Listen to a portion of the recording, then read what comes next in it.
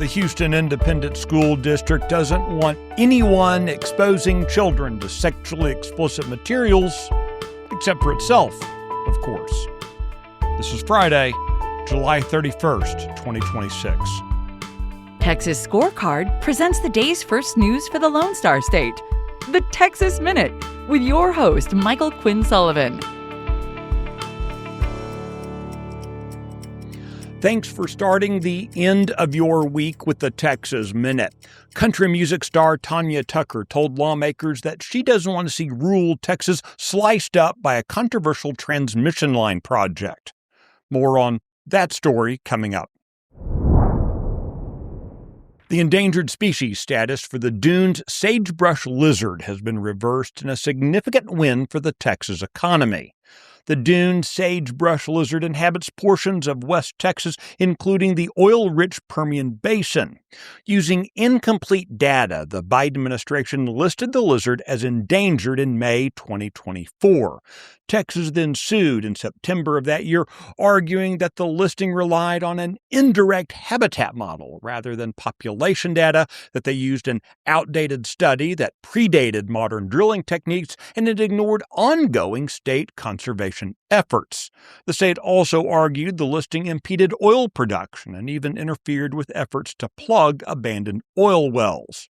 In a settlement with Attorney General Ken Paxton, the U.S. Fish and Wildlife Service agreed that its 2024 evaluation was incomplete and that it was, quote, necessary to reconsider the listing.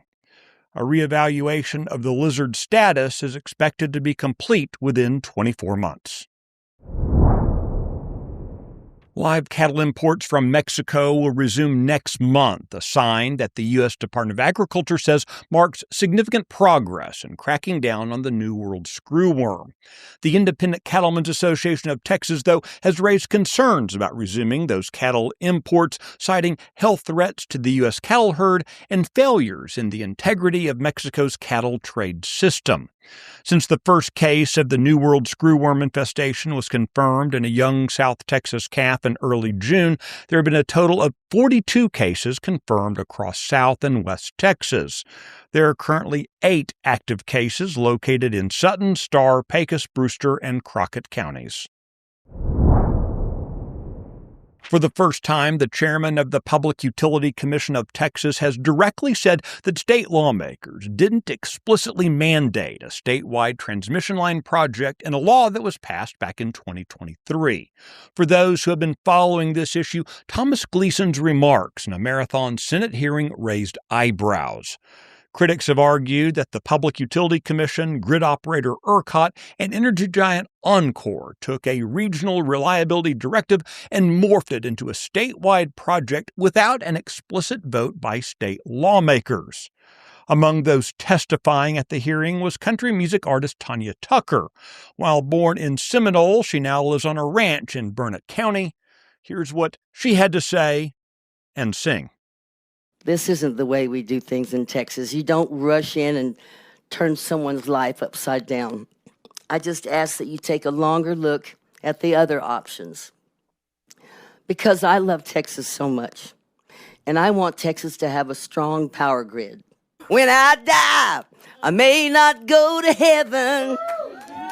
I don't know if they let cowboys in. If they don't, just let me go to Texas, yeah, 'cause Texas is as close as I've been. I'll tell you what, God bless Texas. The Texas Minute will be right back. News and analysis on what's happening in Texas. End your day with daily headlines from Texas Scorecard. Every day at 5 p.m., join me, Brandon Waltons, as we recap the biggest stories of the day and talk about why they matter to you.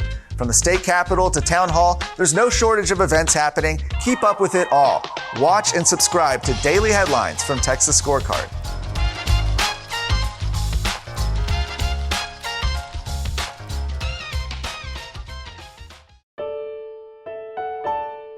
The Houston Independent School District continues to assert that conservative activist Bonnie Wallace was removed from a school board meeting earlier this year for, quote, reading pornography to children. even though she was reading from a book that the district itself makes available to minors. This March, Wallace spoke during the public comment period of an HISD board meeting that included an agenda item on instructional materials and library content. After Wallace began reading from the HISD book, the board's presiding officer, Angela Flowers, ordered Wallace to stop speaking and later directed 3 police officers to remove Wallace from the meeting. In her lawsuit, Wallace argues that the HISD board's actions violated her First Amendment rights. The district wants the lawsuit dismissed, asserting it has a duty to protect minors from exposure to sexually explicit material.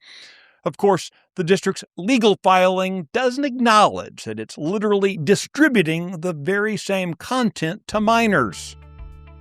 So to clarify, the Houston ISD position seems to be that it has a monopoly on distributing sexually explicit content to children.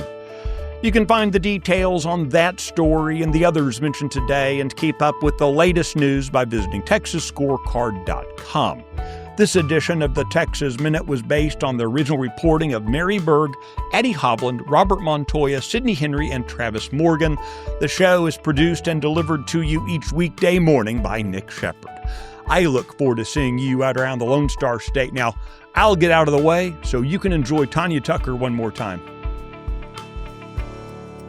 When I die, I may not go to heaven. I don't know if they let cowboys in. If they don't, just let me go to Texas.